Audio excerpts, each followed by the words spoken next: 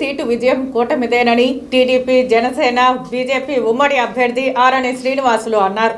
అత్యంత మెజారిటీతో గెలుస్తామని ధీమా వ్యక్తం చేశారు. వైసీపీ ఎన్ని కుప్పిగంతలు చేసినా తిరుపతి సీటు జనసేన కైవసం చేసుకుంటుందని తిరుపతి ఎమ్మెల్యే అభ్యర్థి ఆరణి శ్రీనివాసులు అన్నారు. తిరుపతిలోని ఎన్జీఓ కాలనీలో పార్టీ కార్యాలయాన్ని ప్రారంభించిన ఆయన అనంతరం మీడియాతో మాట్లాడారు. డ్రగ్స్, గంజాయికి కేరాఫ్ గా తిరుపతి పుణ్యక్షేత్రాన్ని స్థానిక ఎమ్మెల్యే భూమన కరుణాకర్ రెడ్డి అండతో ఆయన అనుచరులు మార్చేశారని ఆగ్రహం వ్యక్తం చేశారు. వైసీపీ రౌడీ మూకలు తిరుపతిలో విపరీతంగా అక్రమాలకు పాల్పడుతున్నారని ఆరోపించారు. తిరుపతి ప్రజలు జనసేన, బీజేపీ, టీడీపీ కూటమిగా తనను గెలిపించాలని కోరారు. నేను స్థానికుడేనని, మీకు నిరంతరం అందుబాటులో ఉంటానని, ప్రజలకు ఏ సమస్య వచ్చినా తన ఇంటి తలుపు తట్టవచ్చునని ఆరణి శ్రీనివాసులు అన్నారు. వైసీపీ పాలనలో అభివృద్ధిలో చేసుకుంటూ, అభివృద్ధితో పాటు పదింతలు దోపిడీలు చేసుకుంటూ, దౌర్జన్యాలు చేసుకుంటూ, అక్రమాలు చేసుకుంటూ తిరుపతి దైవ క్షేత్రాన్ని, పుణ్యక్షేత్రాన్ని, తిరుపతి తిరుమల పుణ్యక్షేత్రాన్ని ఒక గంజాయి వ్యాపారంగా మార్చేసి, ఒక డ్రగ్స్ వ్యాపారంగా మార్చేసి, అక్రమ సంపాదనలు సంపాదించుకొని దొడ్డిదారిలో మళ్ళా అక్రమంగా సంపాదించిన దాంట్లో మళ్ళా ఎన్నికలకు నిలవాలనేసి కూడా మళ్ళా ఆలోచిస్తున్నారు.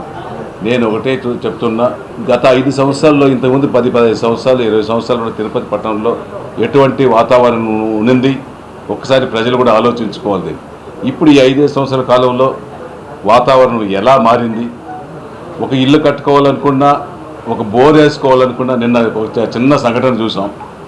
ఒక బోర్ వేసుకుంటే, ఒక ఇల్లు కట్టుకునే చిన్న సామాన్యుడు, వ్యాపారం చేసుకునేవాడు, చిన్న మధ్య తరహా కుటుంబం బోర్ వేసుకుంటే బోరు కూడా ఆపేసి, దాన్ని కూడా ఆపడం ఈ ప్రభుత్వం.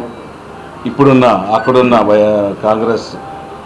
వైఎస్ఆర్ కాంగ్రెస్ నాయకులు, కార్పొరేటరు, ఎమ్మెల్యే అనుచరుడని చెప్పుకుంటూ వీరరంగం సృష్టించిన ఇది కూడా నిన్ననే చూసాం.